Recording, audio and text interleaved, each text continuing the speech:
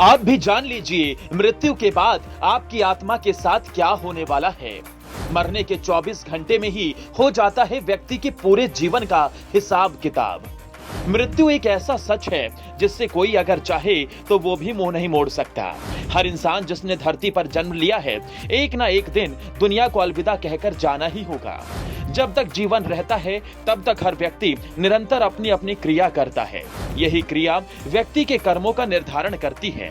जिसने अपने जीवन में अच्छे काम किए होते हैं उसे मृत्यु के बाद उसके अच्छे कामों के हिसाब से स्वर्ग लोक की प्राप्ति होती है। वहीं जिसने अच्छे कर्म नहीं किए होते हैं उन्हें मृत्यु के बाद अपने कर्मों का हिसाब देना होता है और मृत्यु के बाद उनकी दशा अच्छी नहीं रहती है। मृत्यु के बाद ऐसे लोगों को नरक लोक की प्राप्ति होती है। इसीलिए आपने अक्सर अपने आसपास लोगों को ये कहते हुए सुना होगा कि जब तक जीवन है तब तक अच्छे कर्म करके पुण्य कमा लो। आज हम अपनी इस रिपोर्ट में आपको दिखाएंगे कि मृत्यु के बाद आपकी आत्मा के साथ क्या होने वाला है। वैदिक ग्रंथ के अनुसार आत्मा 5 तरह के कोश में रहती है: अनम्य, प्राणमय, मनोमय, विज्ञानमय और आनंदमय। इन्हीं कोशों में रहकर आत्मा जब शरीर छोड़ती है तो मुख्य तौर पर उसके 3 तरह की गतियां होती हैं: ऊर्ध्व गति, स्थिर गति और अधोगति। इसे ही अगति और गति में विभाजित किया गया है। ऊर्ध्व गति, इस गति के अंतर्गत व्यक्ति ऊपर के लोक की यात्रा करता है। ऐसा वही व्यक्ति कर सकता है जिसने जागृत, स्वप्न और सुषुप्ति में खुद को साक्षी भाव में रखा या निरंतर भगवान की भक्ति की है। ऐसे व्यक्ति पितृ या देव योनि के सुख भोग कर पुनः धरती पर जन्म लेते हैं। स्थिर गति, इस गति का अर्थ होता है कि व्यक्ति मरने के बाद ना ऊपर के लोक गया और ना नीचे के लोक में, अर्थात उसे यही तुरंत ही जन्म लेना होगा। ये जन्म उसका मनुष्य योनि का ही होगा। अधोगति, जिस व्यक्ति ने किसी भी प्रकार का पाप करके या नशा करके अपनी चेतना या होश के स्तर को नीचे गिरा लिया है, वो नीचे के लोकों की यात्रा करता है। रेंगने वाले, कीड़े मकोड़े या गहरे जल में रहने वाले जीव जंतु अधोगति का ही परिणाम है। पुराणों के अनुसार जब भी कोई मनुष्य मरता है या आत्मा शरीर को त्याग कर यात्रा प्रारंभ करती है तो इस दौरान उसे 3 प्रकार के मार्ग मिलते हैं। उस आत्मा को किस मार्ग पर चलाया जाएगा ये केवल उसके कर्मों पर निर्भर करता है। ये 3 मार्ग हैं: अर्ची मार्ग, धूम मार्ग और उत्पत्ति विनाश मार्ग। अर्ची मार्ग ब्रह्मलोक और देवलोक की यात्रा के लिए होता है, वहीं धूम मार्ग पितृलोक की यात्रा पर ले जाता है और उत्पत्ति विनाश मार्ग नरक की यात्रा के लिए है। हालांकि सभी मार्ग से गई आत्माओं को कुछ काल भिन्न भिन्न लोक में रहने के बाद पुनः मृत्यु लोक में आना पड़ता है। अधिकतर आत्माओं को यही जन्म लेना और यही मरकर पुनः जन्म लेना होता है।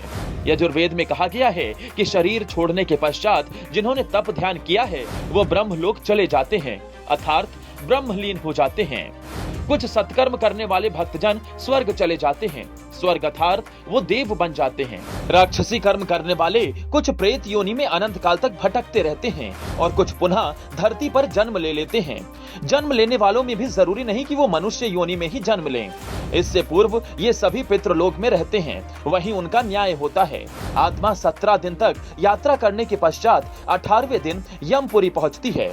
गरुड़ पुराण में यमपुरी के इस रास्ते में वैतरणी नदी का उल्लेख मिलता है। वैतरणी नदी विष्ठा और रक्त से भरी हुई है।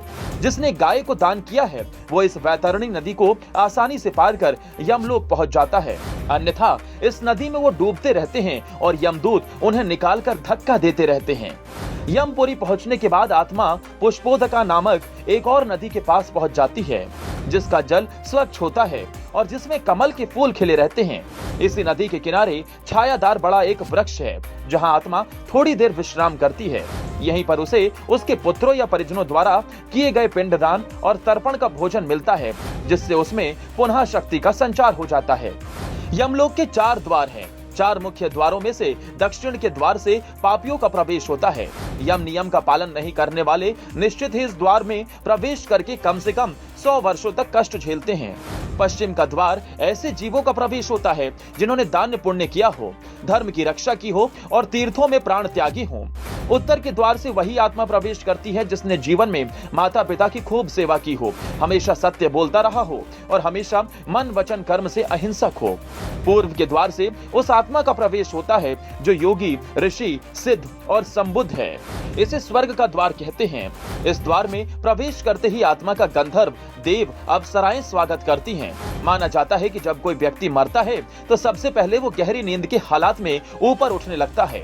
जब आंखें खुलती है तो वो स्वयं की स्थिति को समझ नहीं पाता है। कुछ जो होशवान हैं वो समझ जाते हैं।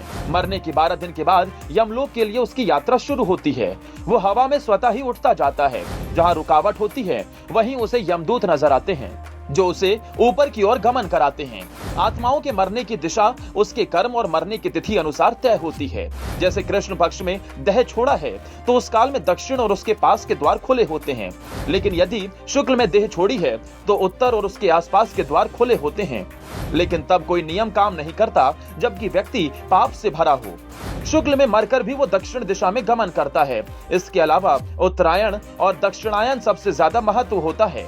इसीलिए कहा जाता है कि इंसान को अपना जीवन व्यतीत करते समय सत्कर्म करते रहने चाहिए, जिससे मृत्यु के बाद उसकी आत्मा को असहनीय पीड़ा को भुगतना न पड़े। Bureau report.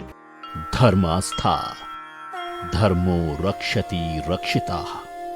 हमारे फेसबुक पेज को करें फॉलो और यूट्यूब चैनल को करें सब्सक्राइब।